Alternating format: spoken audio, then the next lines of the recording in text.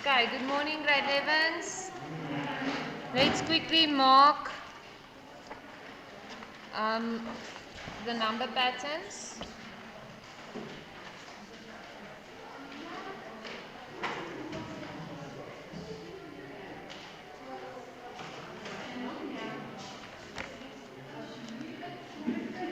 Julle kan maar net daar agter sit en stil wees. Luister gou hier graad 12s, ek het nou klas, so julle moet asseblief stil wees nou, hoor? Right, we're going to start at question 5. So the number pattern that they gave you was 1, 7, x and 31. So you got the differences. They told you that it is a quadratic number pattern. Therefore, you know the second difference is constant. So we spoke about this. They want you to find x. So you need an equation. When you have an equation, you can solve for x. If you don't have an equation, you can't solve. You can only simplify. So because the second difference is constant, you could put the equal to sign in there. I told you guys last week, just be careful with the bracket and the negative that you multiplied incorrectly. So you multiply it in and then it's a simple solve for x sum and you find x to be 17. Did you get that right? Okay, now you can substitute 17 back in there and you can find the correct first difference as well and the correct second difference. And then you use your equations or your formulas.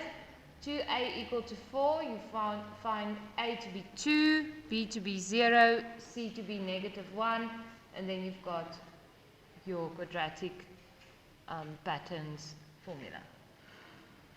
Did you get that? 2n squared minus 1. So question 6 was the same. Negative 4x, negative 28 and negative 46. You get the first difference. We know nothing about the first difference because it's a quadratic number pattern. When you know it's a quadratic number pattern, we know the second difference is equal. So just be careful with the negatives in front of the brackets. Get everything on the same side. You get 3x equal to negative 42 and then x is negative 14. Did you get that? Do you understand it?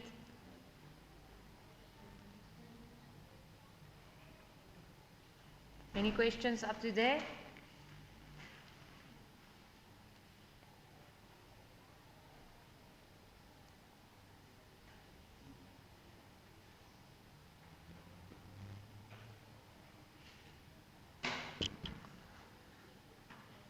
And then once again you had to find the formula, so you can use your value of negative 14, substitute it back into your number pattern, get your first differences, get your second difference, and then find the formula.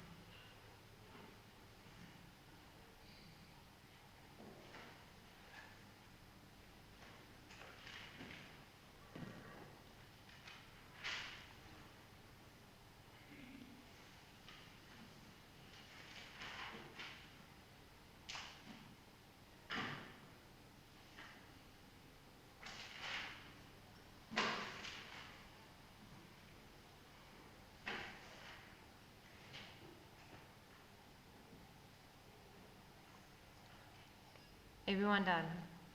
Okay, question 7 was the one that was a bit different.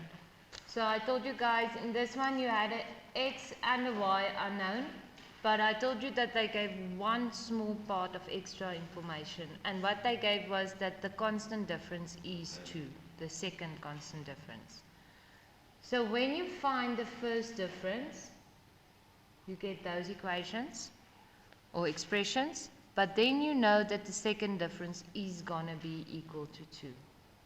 Now look at this now. Remember, we need an equation to solve the variable. Now if you take that one minus that one, it's going to be equal to 2. When you take that one minus that one, it's going to be equal to 2. When you take that one minus that one, it's going to be equal to 2. So you get 3 equations. You get 20 minus y minus 8 minus y minus 8, that's equal to 2. You can solve that. One variable, one equation, we can solve it. The second one, you've got y minus 8 minus x equal to 2. It's got 2 variables, but only one equation. So you can't solve that one. And then the last one, you get 8 minus x minus 4 equal to 2. One variable, one equation. You can solve that one. Do you all understand that? Grade 11s. Ontatile? Got it. And then those will be the 2 equations that you solve.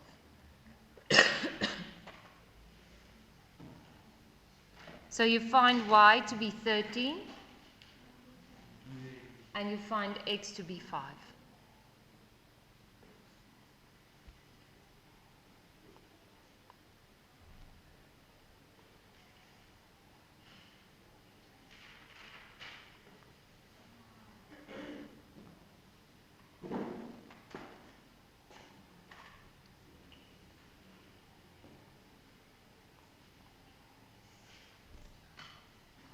Then they asked you which number or which number in the pattern will be equal to 125.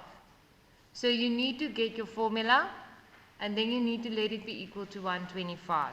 So 2a is going to be equal to 2. 3a plus b is going to be equal. We found x to be 5. So it's 5 minus 4, it's going to be equal to 1. And then a plus b plus c is going to be equal to 4. And there the 3 of them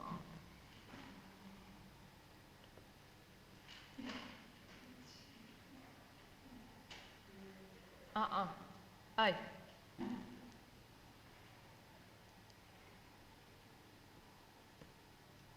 And once you've found your equation, you let it be equal to 25. And then it's just factorization. You get an answer of 12 and negative 10. It has to be the positive whole number, so your answer is going to be 12.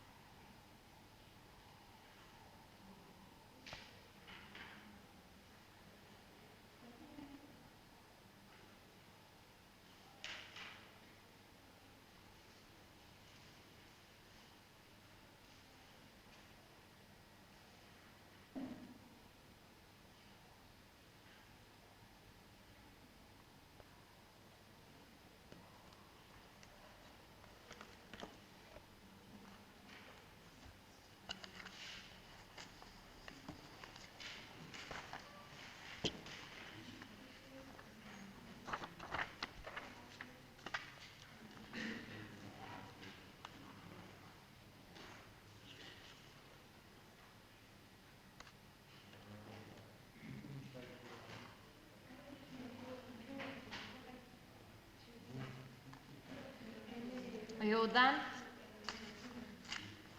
Any questions? Tiamu, do you have a question? Yeah. Where would the extra minus 25? Yeah.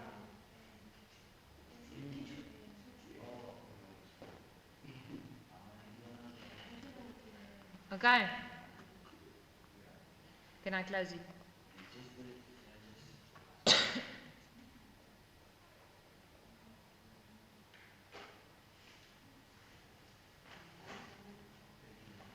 Okay.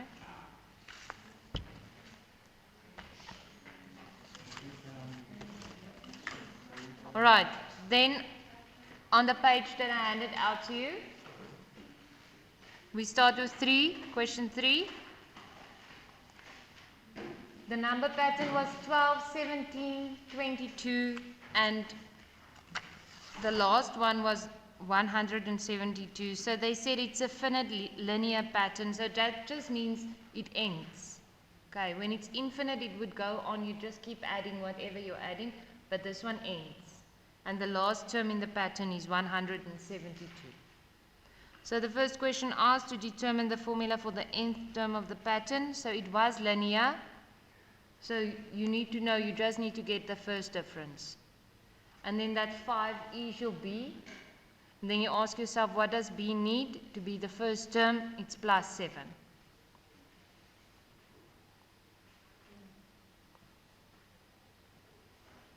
And then the next one, find term 12. So you say 5 times 12 plus 7, that gives you 67. Popelo, did you do your homework?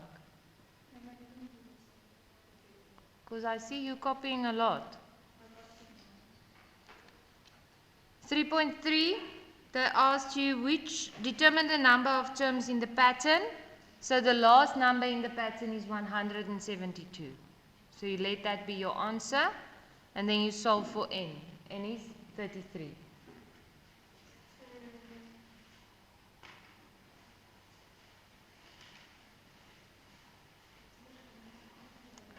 Okay, the next one, the other class, they said they struggled with it. So I want you to look carefully. Yeah, they say the given is the first 4 terms of a linear pattern. So linear, when you hear linear, you need to remember the first difference is constant. Okay, so we get the subtraction sums, x minus 3, y minus x, 30 minus y. Those are my 3 expressions. I don't get the second difference because it's not a quadratic, it's linear. Now with linear, we know the first differences are equal to each other. So we know that x minus 3 is equal to y minus x, and 30 minus y is equal to y minus x. Do you agree with that? But now, do you see the problem? We don't have, like with the quadratic one, one equation where there's only one variable. We've got 2 variables all the time. But do you remember a while back we said when you've got 1 variable, you need 1 equation. When you've got 2 variables, you need 2 equations. 3 variables, 3 equations. So how many variables do you have in total? 2. How many equations do you have? 2. So therefore, it is possible for us to solve it. So what I did first is I got y in terms of x. I took that x over, it became 2x minus 3. That is equal to y. Then it's just like the simultaneous equations. I substituted a 2x minus 3 into the place of y. And then I solved for x here. And I found x to be equal to 12.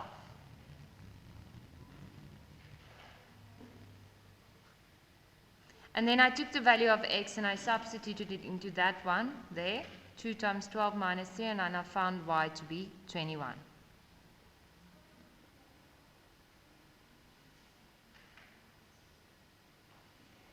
And from 3 to 12 is 9. From 12 to 21 is 9. From 21 to 30 is 9. So it's working out perfectly. I'm sure I've got the x and the y correct.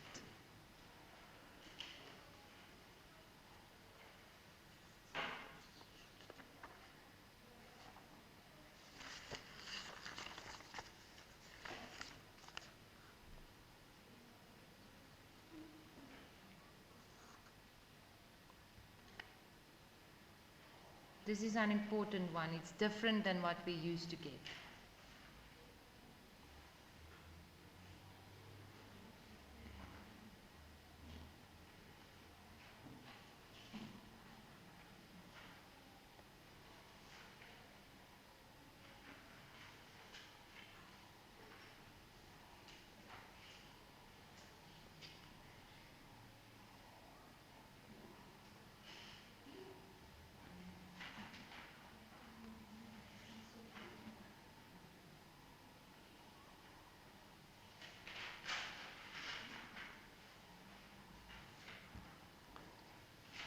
Do you all understand that? You need to go and look at them again. Okay. The next one you had was question 4.2. Given the sequence was 3, 9, 17, 27, and they asked you to find the next term. Can you see it? We did an important part as well, so you must go and watch the video, that first part as well, okay?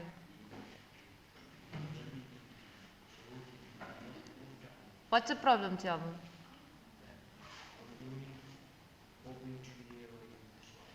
I said 4.2 of November 16, Eastern Cape.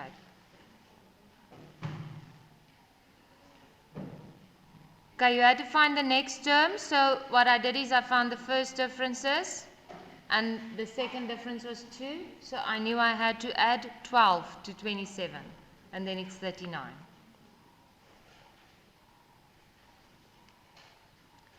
Then you had to find an expression for the nth term, so it's an easy, straightforward one. 2a equal to 2, 3a plus b equal to 6, 1a plus b plus c equal to 3. And I found a to be 1, I found b to be 3, and I found c to be negative 1. Then I got my expression. And the last question was, calculate the first term that is greater than 269. Now listen to me, this is a question that they like to ask.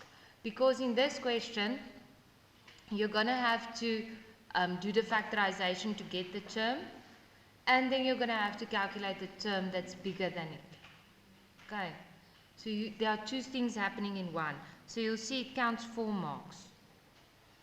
So what you're going to do firstly is you let it be equal to 269.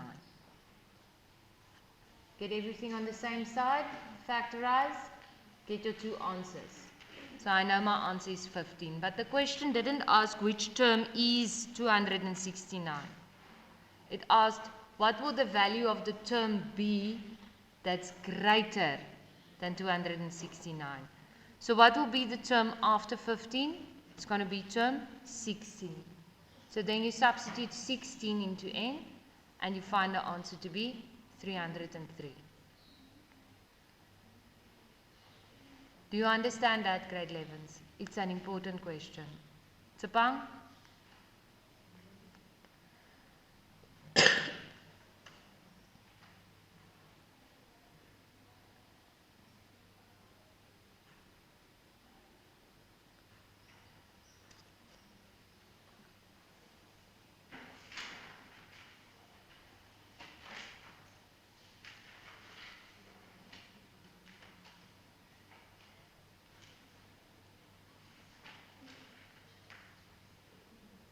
Okay.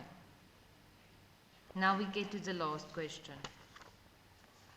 It was question 4 of November 2014 on page 5. Are you all done with this one? Not.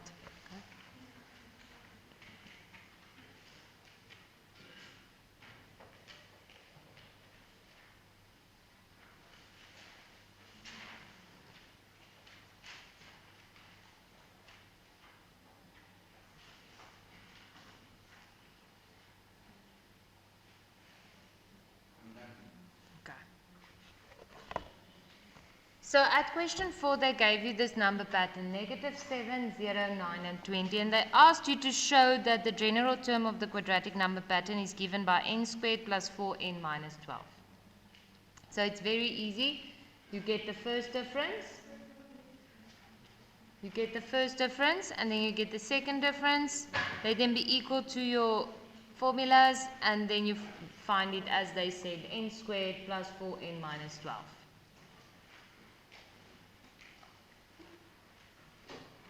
The next question asks which term of the quadratic pattern is equal to 128. So we're going to say n squared plus 4n minus 12 equal to 128. Get everything on the same side. You get 2 answers, negative 14 and 10. But then you know you choose the positive whole number. It's going to be 10.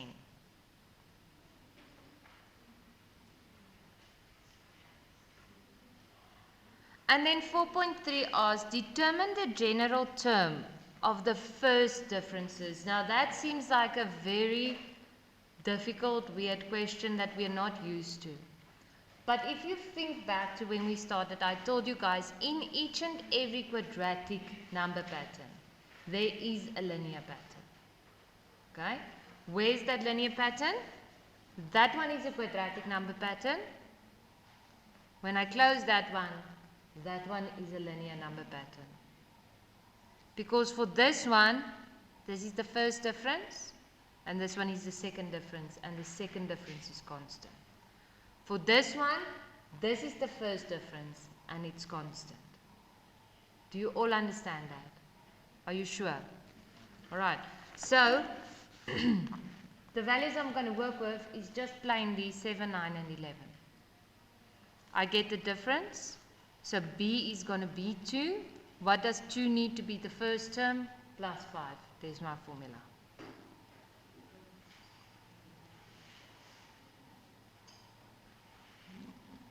Okay, now at 4.4.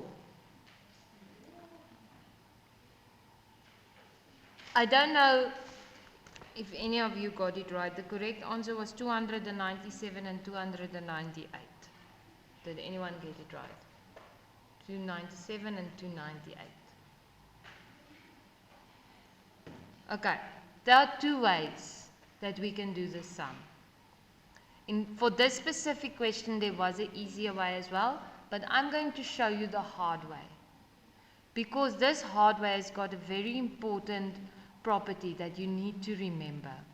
And it's got to do with word problems. Okay, so they say, between which two terms of the quadratic pattern will the first difference be 599? So they are asking, when you've got two terms after each other, which two terms, when you subtract their answers or their values, will give you 599? Now listen to me.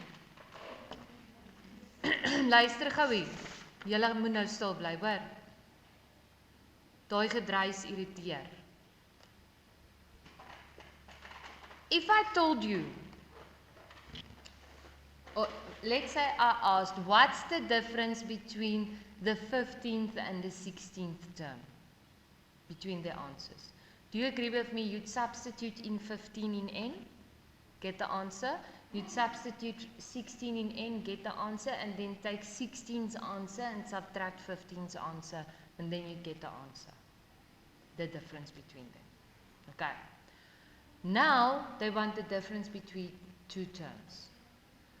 But they're not telling you, or they're telling you what the difference is, but they are not telling you which two terms those two terms would be. Now, if you think back, I think it was in grade 8 or grade 10 somewhere.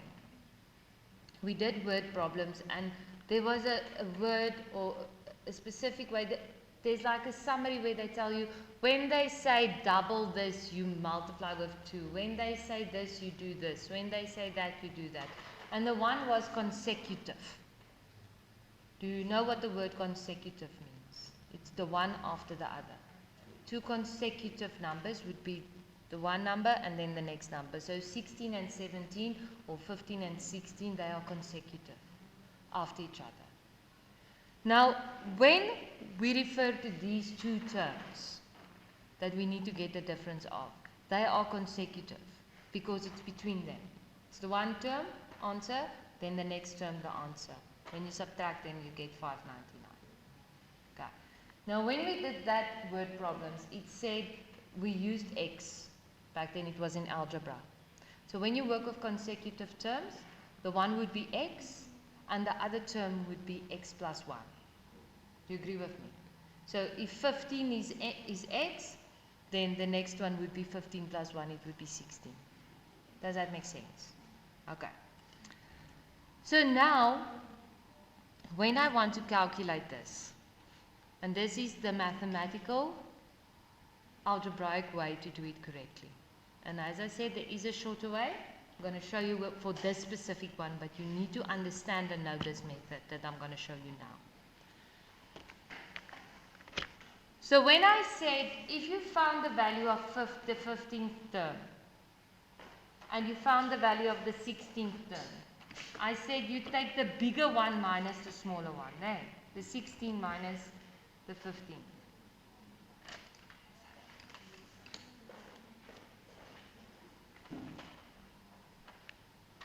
So the one that you're going to use first is the n plus 1.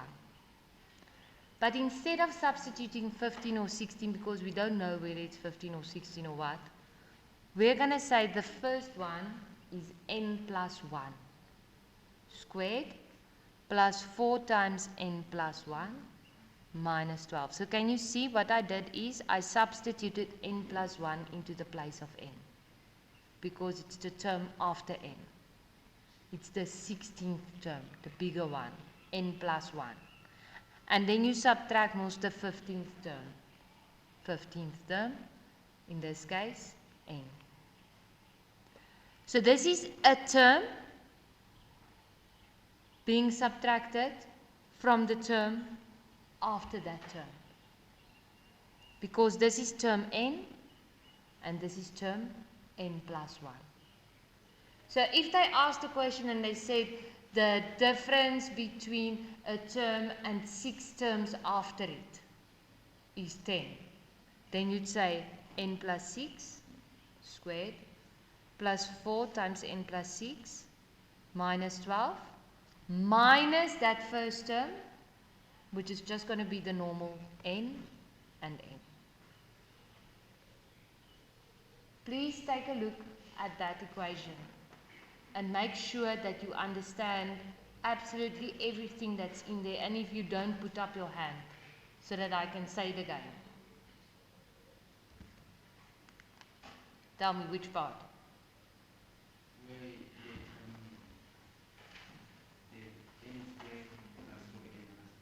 Do you understand why I'm using n plus 1? Okay. Because it's the term after n. Let me take it back. What I'm actually doing is I'm saying the first term, because it's 2 terms that I don't know. The first term is just n. It's the unknown. And the term after it is going to be n plus 1. So I'm taking exactly that thing, n squared plus 4n minus 12. But I'm not putting in n. I'm putting in n plus 1 squared plus 4n, plus 4 times n plus 1 minus 12. So it's that quadratic trinomial. But I'm substituting in n plus 1 because it's the term after the unknown. So I can't call that one n and that one m or x, because then I'd have 2 variables and I won't be able to solve it. So what I'm trying to do is I'm writing the one term in terms of n and the term after it, the consecutive term, I'm writing in terms of n as well, and therefore it's going to be n plus 1. Okay. This is the part that's difficult. The rest is just normal calculations. But getting to that and understanding why I'm doing everything I'm doing there, that's important. So that's why I'm saying, Kananelu, if they said it was the difference between a term and 6 terms after it, I'd say n plus 6 squared plus 4 times n plus 6 minus 12. And then do you understand why there's a negative in front of a bracket? Because I have to subtract that whole first term. It's not really the first term, but the first term between these two. I have to subtract the whole thing. So now I just do the calculations. The first one squared, the first one times the second one times 2, the second one squared. 4 times n is 4n, 4 times 1 is 4, minus 12. Minus n squared minus 4 plus 12 equal to 599. Now you see the n squares, they cancel out. The minus 12 plus 12, it's gone. Plus 4n minus 4n, it's gone. So all I'm left with is 2n on this side. And on the right hand side, I take over the plus 4, it's minus 4, and the plus 1, it's minus 1. So I get 2n equal to 594. Then I get my answer, it's 297. That is term n. So what is term n plus 1 going to be? 297 plus 1 is 298.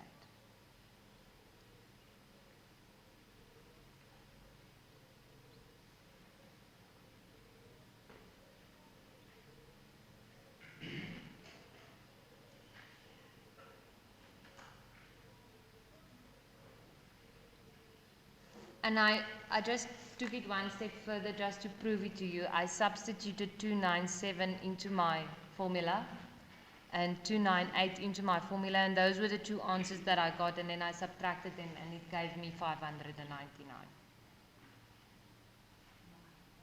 You don't have to show this, I'm just showing it to you.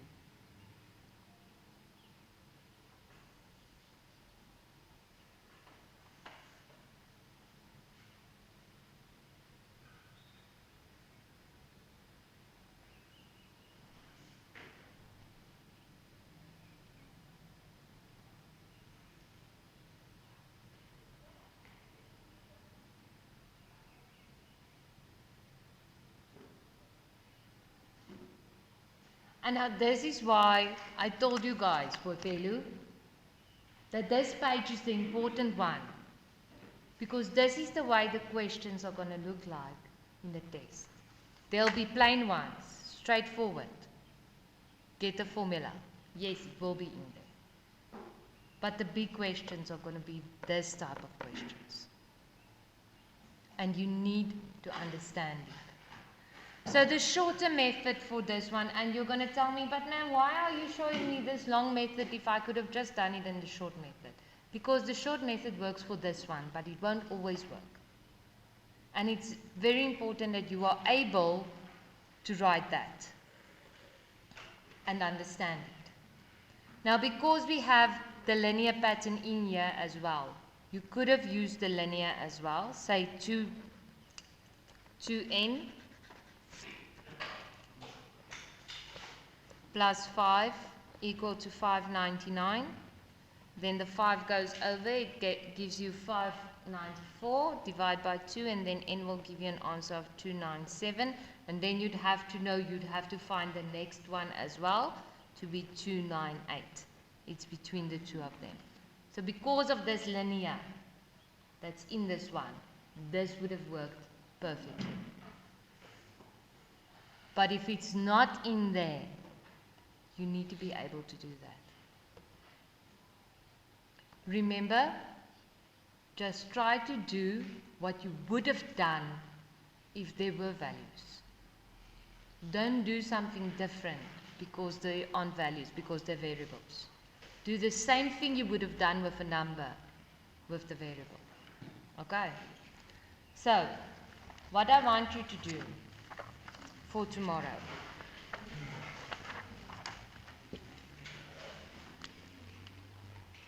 is going to be on the first page.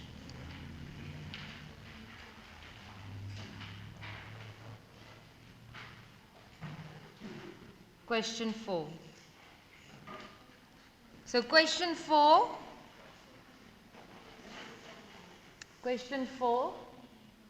is like question 7 in the homework. You see it's got two variables.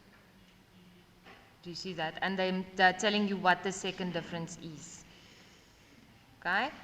And then they want you to find the formula, and then they say determine the value of n if Tn is equal to 239. Straightforward, that's the answer. Solve the n. And then at 4.4, look at the marks.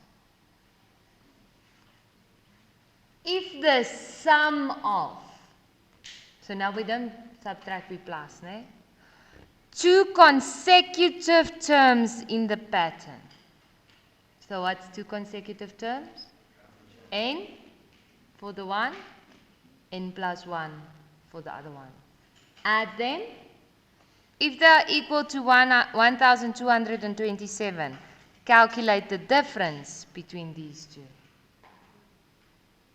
Okay, do you understand why I showed you the long way? The short way won't work here. Okay. I think it can actually, but it will be much more difficult. Right, that's the first one you have to do. The second one, on the next page, page 2, you do question 4. the 4.1 part. Right. So we did 4.2 for homework. You're going to do 4.1. And then also 4.2.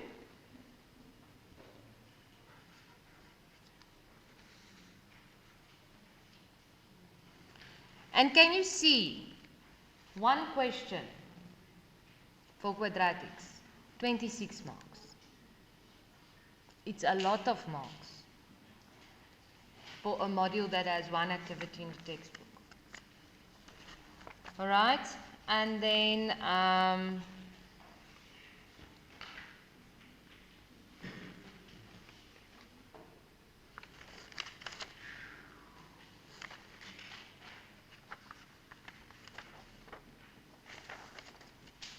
on page 4, Eastern Cape 15, question 4, up to there. And then we're going to mark that tomorrow. And then tomorrow we're going to do the last 3, and the last 3 have got quite some challenges. Okay, so the last 3 I want us to do in class tomorrow. Okay. Have you already had your physics class? Do you have it after this one? Okay. So therefore you can go on. If there's somebody that needs to go, you can go. We're just going to continue with the activity or the homework now. The rest can go. But you can stay and